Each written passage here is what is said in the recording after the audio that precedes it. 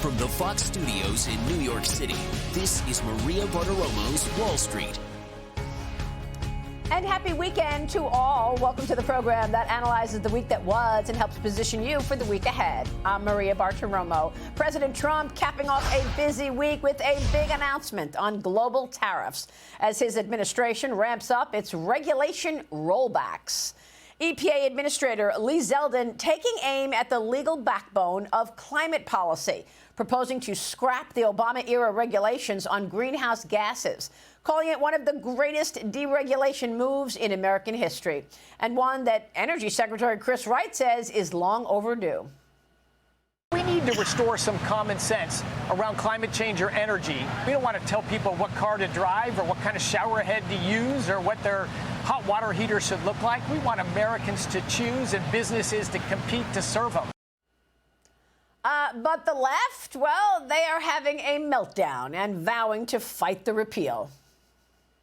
What kind of EPA chief wants to make the environment worse? They're trying to codify science denial. You're supposed to protect the environment. You're just giving up. Well, what they're trying to take away from us essentially is the right to a livable planet. Nothing but badness for human health, for our lungs, for our heart. I'm simply wanting to enable the most powerful people and corporations in our country to do damage as they see fit. Joining me now is the Interior Secretary of America, Doug Burgum. Secretary, great to have you. Thank you so much for being here. Give us your reaction. I know that you just met this week with House Republicans urging them to also roll back Biden-era energy policies, but you've seen how the left is reacting. Well, I am, but I couldn't agree more with Administrator Zeldin and Secretary Chris Wright. I mean, these two totally got it right in what you just were showing there. And of course, what this administration is doing is we want affordable, reliable energy for America. You get energy policy right, it brings prosperity at home, it brings peace abroad, and it's the thing that is stopping inflation in this country. And this rollback on the endangerment finding is key because this essentially was what began unelected bureaucrats creating rules that were then interpreted as law.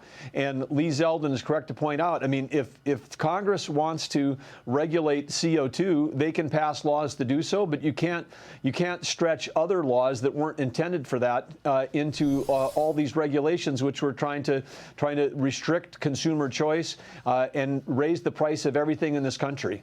I mean, when you look at what you're about to unlock just by getting rid of the handcuffs that have been on American business, it accelerates growth right there. Can you walk us through a bit of that? I mean, how significant were those regulations or are those regulations to growth for the corporations that are hit with it to the macro economy?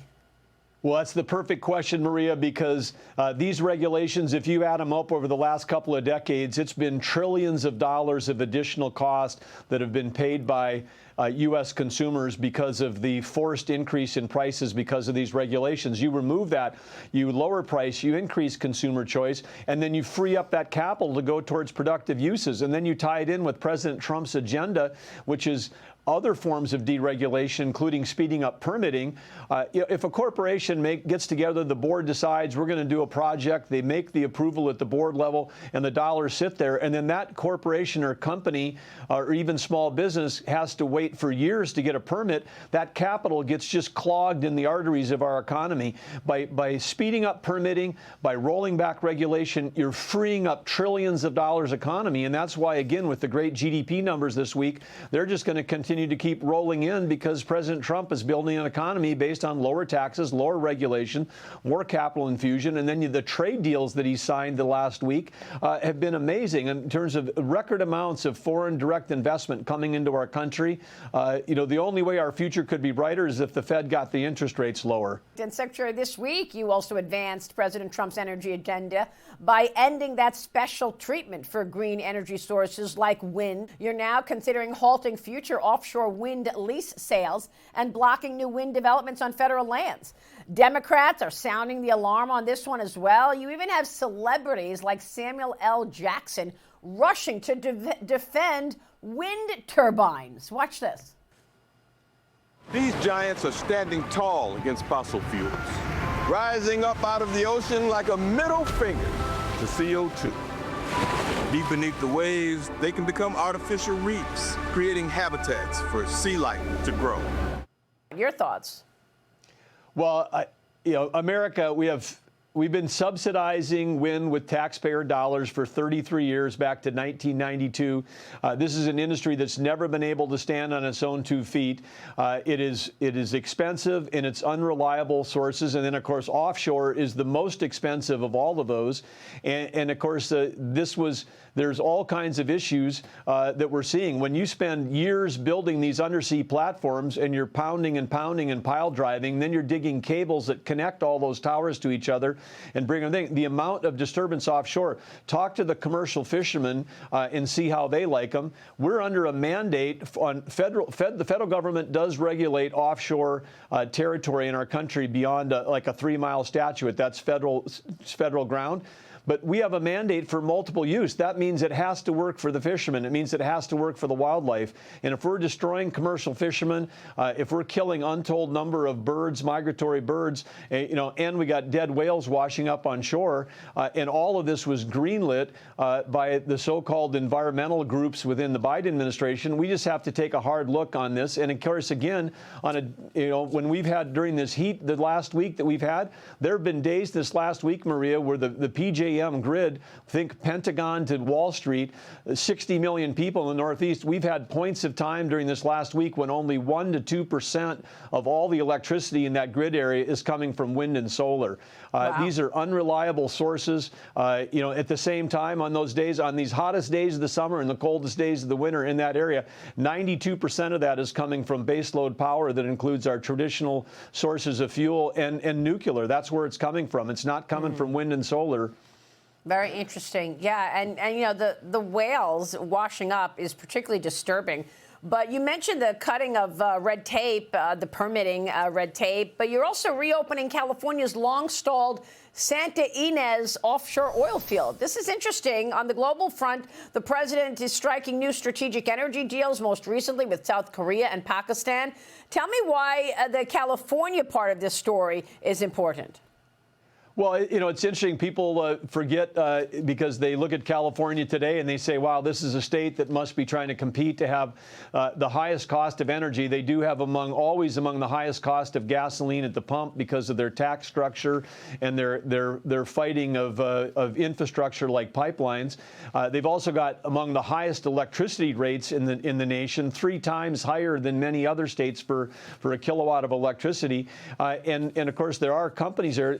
30 years ago, California was one of our top oil and gas producing states in the nation. They've worked to kill that industry. President Trump wants to help bring it back. These platforms were there. They're viable. They've got entrepreneurs that want to operate these safely, and we're working through the permitting process to bring them back online. And this is a gift to California. Right now, California's losing population. AI is as you know, that's the largest capital investment. The big 5 tech companies, their capital budget for this year, $364 billion to build AI factories. They are not going to build them in states whose electricity prices are 3 times as high. Yeah, and there are so many jobs that are attached to all of those areas that you just mentioned. And yet California Senator Adam Schiff is complaining, but you would expect that given the fact that this week he was exposed for pushing the fake Russia-Trump collusion story when he knew otherwise. Well, yeah, and Maria, thank you, because you were on top of the story many, many years ago. You were one of the first. You were the most on top of it. And I think, again, there's a reckoning coming for all the people that defended and propagated these lies. And thank you for being so out in front about that. But again, it's confusing to me why leadership in these states, when the future of their economy is going to depend on having low-cost, affordable, reliable energy, that they're actually opposed to the sources that would bring that energy to their state at a low price, affordable price. Yeah, unbelievable. Secretary, it's great to have you this weekend. Thanks so much for joining us. Always great to be with you, Maria. Thank you.